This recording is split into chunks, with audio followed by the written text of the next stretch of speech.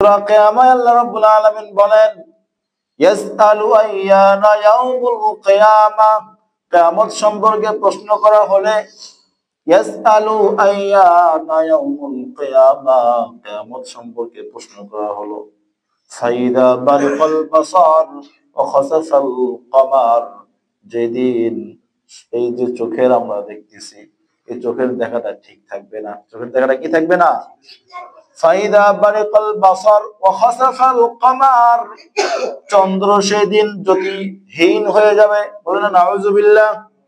এমন ভয়ঙ্কর রূপ হবে চন্দ্রের কোনো আলোক থাকবে না, চন্দ্রের কোনো জ্যোতি থাকবে না। ওয়া খাসাফাল কমার ওয়া জুমিআশ শামসু ওয়াল কমার, এবং সেই দিন কমার এবং আল্লাহ রাব্বুল আলামিন চন্দ্র সূর্যকে সেদিন একত্রিত করবে। ওয়া জুমিআশ শামসু ওয়াল কমার ইয়াকুলুল ইনসান ইয়াউমাইদিন আইনাল মাফার, মানুষরা বলবে আজকে কোথায় পলায়ন করব। মানুষরা ভয়ে বলবে আজকে পলায়ন করার জায়গা কোথায়, কোথায় যাব আজকে। ইয়াসআলু আইয়ানা ইয়াউমুল কিয়ামা ফাইদা বারিকাল বাসার ওয়া খাসাফাল কমার ওয়া জুমিআশ শামসু ওয়াল কমার ইয়াকুলুল ইনসান, মানুষরা বলবে, ইয়াকুল মানে বলা, ইনসান মানে মানুষ, মানুষরা বলবে ইয়াকুলুল ইনসান ইয়াউমাইদিন আইনাল মাফার, আইনা মানে কোথায়, আজকে কোথায় পলাবো, কোথায়, আজকে তো শেষ, আজকে তো ধরা। সেজন্য কিয়ামত সম্পর্কে আমাদের অবগত থাকতে হবে, কিয়ামত দিবসের ভয় করতে হবে। কিয়ামতের ব্যাপারে আল্লাহ রাব্বুল আলামিন বিভিন্ন জায়গায় সতর্ক করেছেন। কিয়ামত অনেক ভয়াবহ জায়গা। আল্লাহ রাব্বুল আলামিন বলেন আল্লাহ রাব্বুল আলামিন সূরা আম্বিয়ার ভিতরে বলেন ওয়া নাদাউ ইয়াউমাল জিয়ামাতি কিসতিল ইয়াউমিল কিয়ামাতি ফালা তুযলামু নাফসুন শাইআ ওয়া নাদাউ ইয়াউমাল কিয়ামাতি, আল্লাহ রাব্বুল আলামিন কিয়ামতের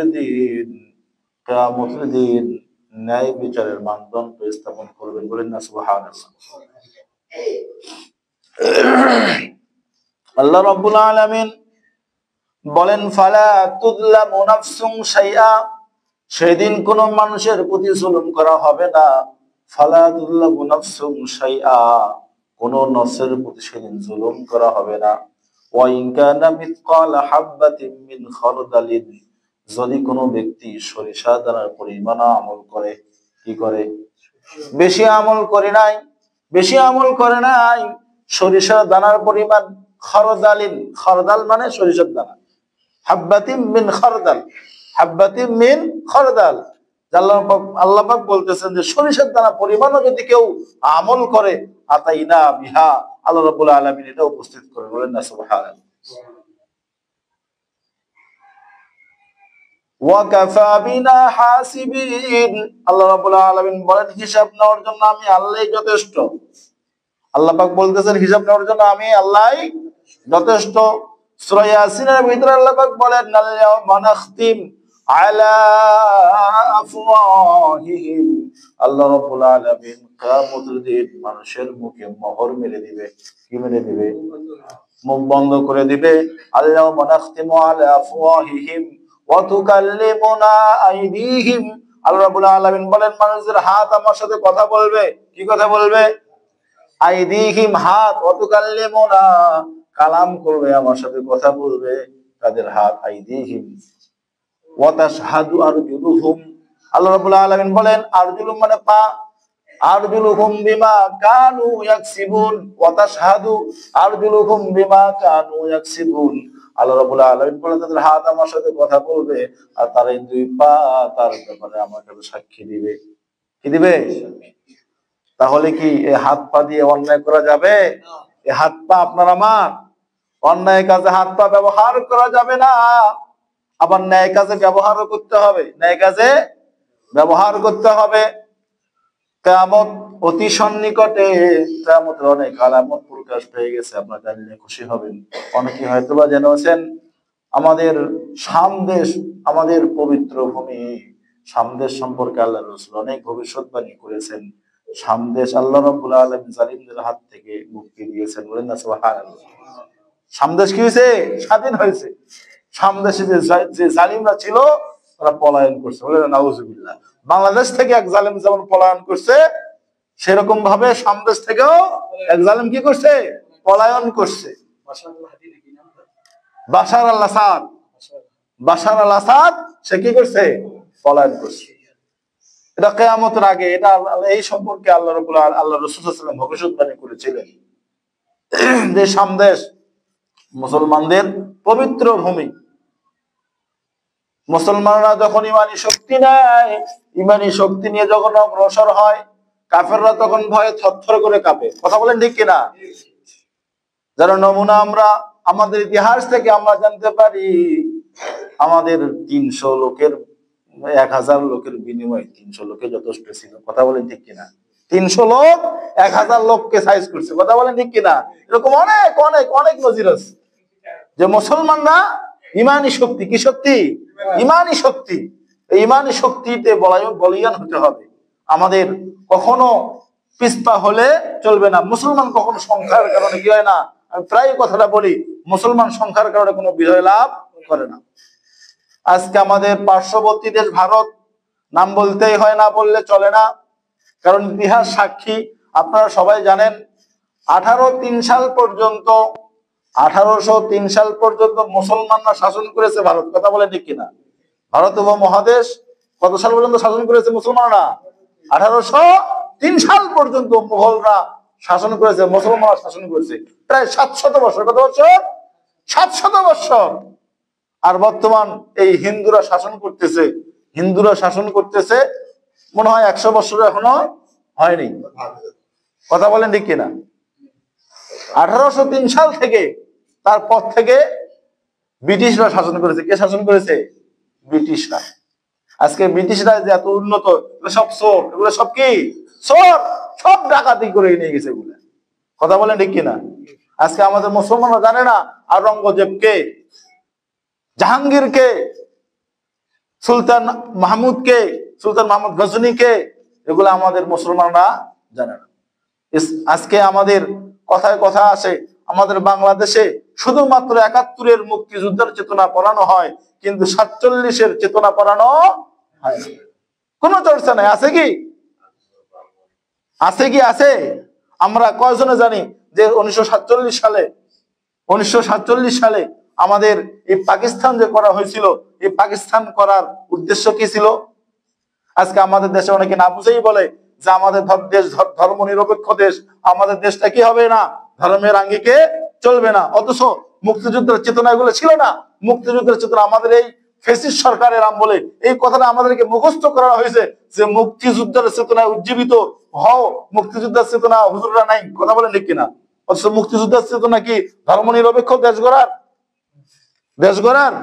আপনি মুজিবনগরে যা দেখেন, মৌলিক চিন্তা ছিল কয়টা? 3টা। কয়টা ছিল?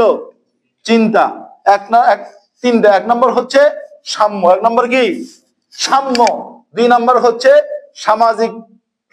সামাজিক ব্যবস্থাকে ভালো করা। সামাজিক ব্যবস্থা কি করা? সামাজিক যে অধিকার, এটাকে অধিকারটাকে নিশ্চিত করা। 3য় নম্বর হচ্ছে ন্যায় বিচার প্রতিষ্ঠা করা। ন্যায় বিচার কি করা? এই 3টাই হচ্ছে মৌলিক, যেগুলি ছিল এই মৌলিক অধিকার 3টা। এই 3টার কারণে মুক্তিযুদ্ধ হয়েছে। এটা 3টা চেতনা। কিন্তু আজকে আমাদেরকে শেখানো হয় ধর্ম নিরপেক্ষ। ধর্ম কি? 1947 ইতিহাস পড়েন।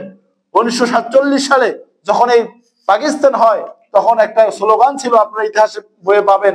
তখন একটা ইতিহাস ছিল, স্লোগান ছিল, পাকিস্তান কা মতলব কিয়া হয়, পাকিস্তান কা মতলব লা ইলাহা ইল্লাল্লাহ। কথা বলেন ঠিক কিনা? আপনারা অনেকেই হয়তো বা ইতিহাস সম্পর্কে একটু হলেও ধারণা আছে যে পাকিস্তান কা মতলব কিয়া হয়, পাকিস্তান কা মতলব লা ইলাহা ইল্লাল্লাহ। বলেন না সুবহানাল্লাহ। লা ইলাহা ইল্লাল্লাহ, এইটার উপরে ভিত্তি করে পাকিস্তান হয়েছিল। তার ভিতরে আমরা পূর্ব পাকিস্তান, আমরা কি পূর্ব পাকিস্তান ছিলাম। এর উদ্দেশ্য ছিল লা ইলাহা ইল্লাল্লাহ প্রতিষ্ঠা করা। কি ছিল? লা ইলাহা ইল্লাল্লাহ প্রতিষ্ঠা করা। কিন্তু আজকে আমাদের কোনো হুঁশও নেই, আমরা জানিও না। আমরা এমনি এক দল করি, যে দল নাস্তিক্যবাদ পরিচালনা করে, যারা নাস্তিক্যকে প্রমোট করে, যেই দলগুলা ইসলামের কোনো বিধিনিষেধ মানে না, আমরা সেগুলা করি। অথচ আমাদের এই পাকিস্তান করার উদ্দেশ্য হচ্ছে পাকিস্তান কা মতলব লা ইলাহা ইল্লাল্লাহ। বলেন না লা ইলাহা ইল্লাল্লাহ। কিগুলো বানায় বলতেছি, এটা মনে হচ্ছে ইতিহাস খুলে দেখেন। আজকে আমাদের মুসলমান আমাদের ইতিহাসও জানি না, শুধুমাত্র ৭১-এর চেতনা, ওই যে খালি ৭১-এর মুক্তিযোদ্ধার খালি আমাদের ভিতরে আলোচনা হয়। কিন্তু আমাদের এই দেশটা তো শুধু ৭১-এর মুক্তিযুদ্ধই তো স্বাধীন হয়নি, এর আগেও একবার স্বাধীন হয়েছিল ১৯৪৭ সালে। সেইটা ছিল লা ইলাহা ইল্লাল্লাহর উপর ভিত্তি করে। এই জন্য আজকে আমাদেরকে ফিরে আসতে হবে। আমরা কার পেছনে দৌড়াইতেছি? আমাদের মূলকে আমরা ভুলে গেছি। মূলকে আমরা কি করছি? ভুলে গেছি। মূলকে ভুলে যাওয়ার কারণেই আজকে আমাদের এই অবস্থা। যাই হোক, আলহামদুলিল্লাহ, আমাদের বিজয়, মুসলমানদের বিজয় শুরু হয়ে গিয়েছে। মুসলমানদের কি বিজয় শুরু হয়ে গেছে। মুসলমানদেরকে এখন জাগতে হবে। মুসলমানদেরকে এখন আর চোখ কান বন্ধ রাখলে চলবে না, মুসলমানদের চোখ কান খোলা রাখতে হবে। কথা বলে ঠিক কিনা? আপনার ইতিহাস খুলে পারবেন, এই হিন্দুরা সবসময় সুবিধাভোগী ছিল। সবসময় কি ছিল? সুবিধাভোগী ছিল।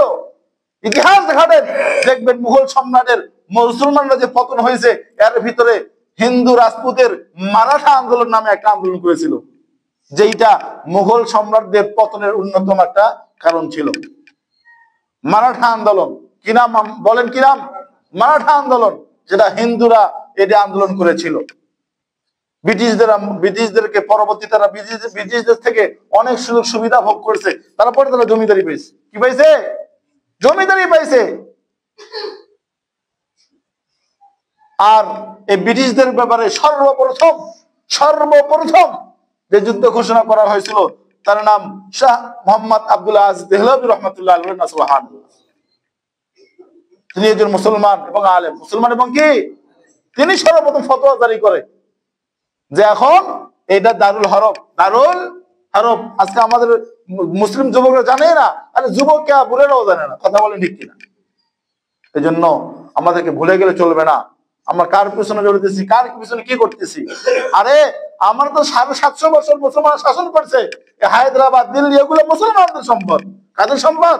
মুসলমানদের। তাজমহল এইরকম ভাবে যেগুলো আছে, শাহী মিনার, শাহী মসজিদ, সব মুসলমানদের নিদর্শন। ৭৫০ বছর মুসলমান শাসন করেছে। তাদের শাসন ছিল ন্যায় বিচার, ন্যায়পরায়ণ। কি ছিল? ন্যায়পরায়ণ, সাম্য ভিত্তিক তাদের শাসন ব্যবস্থা ছিল। আর আজকে হিন্দুরা শাসন করতে না করতেই কিছুদিন পূর্বে আমরা দেখেছি বাবরি মসজিদকে শহীদ করেছে। কথা বলে ঠিক কিনা? কি কথা মিথ্যা বলতেছি? বাবরি মসজিদকে সারা শহীদ করেছে। এখন আবার নতুন করে তারা অভিযোগ করেছে যে শাহী মসজিদটা ওরা মন্দিরের জায়গায় স্থাপন করা হয়েছে। বললেন নাউজুবিল্লাহ। আর তারাই আমাদেরকে আবার সাম্প্রদায়িকতা শিখায়। তারাই আমাদের দেশের ব্যাপারে তারা বিভিন্ন রকম প্রোপাগান্ডা করে। কথা বলেন ঠিক কিনা? মুসলমানদেরকে শিখাইতে আসিও না। মুসলমানরা জানে কোথায় কি করতে হয়, কারণ মুসলমানদের সামনে আছে আল কোরআন আর নবীজির হাদিস। বলেন না সুবহানাল্লাহ। নবীজি বলে গেছে দুই কিতাব, এটা যদি আঁকড়ে থাকো তোমরা কখনো পথভ্রষ্ট হতে। এই জন্য মুসলমানদেরকে শিখতে হবে, জানতে হবে। মুসলমানদের চোখ কান খোলা রাখতে হবে। তারা আমাদেরকে ভয় দেখায় যে তোরা কি করবে, বাংলাদেশের ভিতরে চলে আসবে। বাংলাদেশে কি দেখেন নাই? খবর দেখেন নাই? বাংলাদেশে চলে আসবে। বাংলাদেশে তারা ঢোকার জন্য চেষ্টা করলো আখাউড়া দিয়ে। কি দিয়ে? আখাউড়া। আমি যেহেতু কুমিল্লায় ছিলাম, নাঙ্গলকোট থানায়, আমি আখাউড়া চিনি। আখাউড়ার পরেই হচ্ছে না, আখাউড়ার পরে ইন্ডিয়া। কিন্তু আখাউড়াতে ঢুকলে প্রথম যে জেলাটা পড়বে, এটা পড়বে ব্রাহ্মণবাড়িয়া। কি বাড়িয়া? ব্রাহ্মণবাড়ির ইতিহাস জানেন? সব আলেমের জায়গা হচ্ছে ব্রাহ্মণবাড়িয়া। বলেন না সুবহানাল্লাহ। যদি আসে আমাদের লাগবে না, শুধুমাত্র ব্রাহ্মণবাড়িয়ার লোকদারে কি ওদেরকে সাইজ করার জন্য। এজন্য মুসলমানরা আজকে আমাদের ঐতিহ্যকে আমরা ভুলে গিয়েছি, ফিরে আনতে হবে। আজকে দেখেন তার বাস্তব প্রমাণ হলো কাজ শুরু হয়ে গেছে, মসজিদের মুসল্লি নেই। কাজ শুরু হয়েছে মসজিদে, তা আমাদের ইমান কি আছে? তা আমাদের কাজ করব কিভাবে?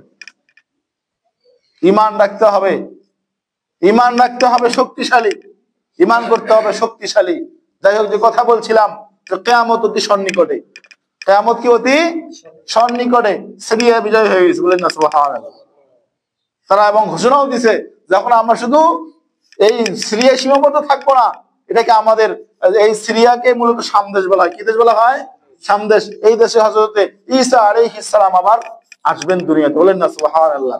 সামদেশ মুসলমানদের বিজয় হয়ে গেছে, তারা আবার ঘোষণা দিছে যে আমরা জেরুজালেমও স্বাধীন করবো, বলেন না সুবহানাল্লাহ। এই জন্য মুসলমানদের চিন্তার কারণ নাই, মুসলমানদের বিজয় বাংলাদেশ থেকে শুরু হয়েছে। কথা বলে ঠিক কিনা? মুসলমানদের বিজয় বাংলাদেশ থেকে শেখ হাসিনা পলায়ন করার মাধ্যমে শুরু হয়েছে। এরপরে বাশার আল আসাদ পলায়ন করলো, সিরিয়া বিজয় হয়ে গেছে ইনশাল্লাহ। আস্তে আস্তে সামনে ইহুদিরাও পলাবে। ইহুদিরাও কি করবে? জেরুজালেম ছেড়ে দিয়ে পড়াবে, আমাদের বাইতুল মুকাদ্দাস আমাদের হাতে চলে আসবে ইনশাআল্লাহ। এজন্য আমাদের সতর্ক থাকতে হবে এবং দেহ মনটাকে প্রস্তুত রাখতে হবে। শুধুমাত্র মনটা প্রস্তুত করলে চলবে না, আমাদের দেহটাকে ঠিক রাখতে হবে। আর দেহটা ঠিক রাখার জন্য যা যা করণীয় ইসলামের ভিতরে আছে আপনারা জেনে নিয়ে সেগুলো ভাবে চলবেন। দেখবেন আমাদের নবীজির হাদিস ছিল একটা, যা মুসলমানরা কম খায়, কি করে? কম খায়, কম ঘুমায়, কি করে? কম কথা বলে। আজকে আমাদের গুলো আমল আছে, আমরা খাবার দিলে হুঁশ থাকে না, গিটটা খুলে দিয়ে খাই, খাতেই থাকি। আমাদের এই জন্য আজকে অবস্থা। এই জন্য মুসলমানদের শক্তিশালী থাকতে হবে, সুঠাম দেহ থাকতে হবে এবং আমরা সবসময় উজ্জীবিত থাকবো যে আমরা জিহাদ করবো ইনশাআল্লাহ।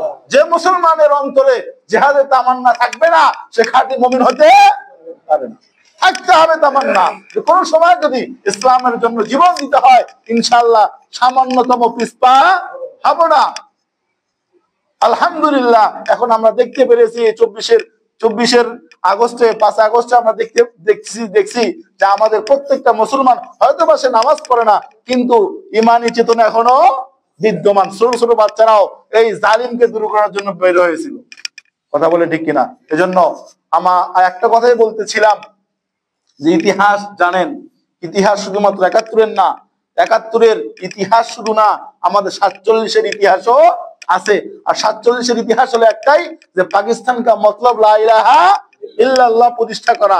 এজন্য আমরা লা ইলাহা ইল্লাল্লাহ প্রতিষ্ঠা করার জন্যই এই দেশ স্বাধীন হয়েছিল 1947 সালে। এইটাকে আমরা ধারণ করে এখনো আমরা সঞ্জীবিত হই এবং নিজেকে শক্তি সঞ্চারণ করি। ইনশাআল্লাহ সামনে আমাদের বিজয় আসবে ইনশাআল্লাহ। তা না হলে কিয়ামতের ভয়াবহ থেকে আমাদের কেউ ঠেকাইতে পারবে না। কিয়ামত আসতেছে, কিয়ামত অতি সন্নিকটে, আর কিয়ামতের দিন খুবই ভয়াবহ। খুবই কি ভয়াবহ? আমি সূরা ইয়াসিন থেকে আপনাদেরকে শুনাইলাম, আল্লাহ বলেন আল ইয়াউমা নাখতিম আলা আফওয়াহিহিম, আল্লাহ পাক কিয়ামতের দিন মুখের ভিতর মোহর মেরে দিবে। কি মেরে দিবে? সূরা ইয়াসিনের ভিতরে আল্লাহ পাক বলেন আল ইয়াউমা নাখতিমু আলা আফওয়াহিহিম, আল্লাহ পাক সেদিন মুখের ভিতরে মোহর মেরে দিবে। অতুকাল্লিমুনা আইদিহিম, তাদের হাত আমার সাথে কথা বলবে। আল্লাহ পাক কি বলেন? তাদের হাত আমার সাথে কথা বলবে। ওয়া তাশহাদু আরজুলুহুম, এবং তাদের পা তাদের ব্যাপারে আমাকে সাক্ষী দিবে। বলেন না সুবহানাল্লাহ। তাহলে আমাদের হাত পা আল্লাহকে সাক্ষী দিবে, আমাদের মন আল্লাহ পাক কি করবে? সাক্ষী দিবে। এজন্য সবকিছুই আল্লাহর, সবকিছুই কি আল্লাহর, সবকিছুই আল্লাহর। মনে করতে হবে যে আপনাকে যদি আমি একটা বিল্ডিং দেই, বলে দিলাম যে বিল্ডিংটা তুমি ব্যবহার করবা, বিল্ডিংটা কি করবা? ব্যবহার করবা। তো সেরকম আল্লাহ পাক আমাদেরকে বলছে যে এখানে ব্যবহার করো। সবকিছুর মালিক কে? আল্লাহ। আমাদের পুরো শরীরের মালিক কে? আল্লাহ। শুধু ব্যবহার করতে দিছে, আমাদের ব্যবহার করতে দিছে। ব্যবহারটা যদি আমরা সঠিকভাবে করি তাহলে আমাদের ধরার থেকে বাঁচবো, আর যদি সঠিক ব্যবহার না করি তাহলে কিয়ামতের দিন আল্লাহ পাক তো বলছেন ওয়া ইন কানা মিসকাল হাববাতিন মিন খারদাল আতাইনা বিহা, যদি সরিষা পরিমাণও কোনো আমল আমরা করে থাকি আল্লাহ পাক সেটাও কি করবেন? উপস্থিত। ফালা যুযলামু নাফসুন শাইআ, সেই দিন কারো প্রতি সামান্যতম কোনো জুলুম করা হবে না। এজন্য আমরা সামনের জিন্দেগিতে যতদিন আমরা বেঁচে থাকবো, যা করছি ওইটা করছি, সামনের জীবনে আমরা ভালো হই, আমরা ইসলামের দিকে আসি, কোরআনের পক্ষে আসি, নিজেরা কোরআন শিখি, নিজেরা কোরআন পড়ি এবং সামনের আমাদের প্রজন্ম যে আসতেছে তাদেরকে ইসলামী শিক্ষায় শিক্ষিত করি এবং তাদেরকে কোরআন শিখাই। কোরআনের যত সন্নিকটে আমরা আসবো, কোরআন তত আমাদেরকে ফল দিবে। কথা বলে ঠিক কিনা? তত আমরা এই কোরআনের যে বাণীর যে ফল স্বরূপ যে উত্তম যে সমাজ ব্যবস্থা, এটা আমরা পাবো ইনশাআল্লাহ। ওমা তৌফিক ইল্লা বিল্লাহ। সুন্নাত পড়েন।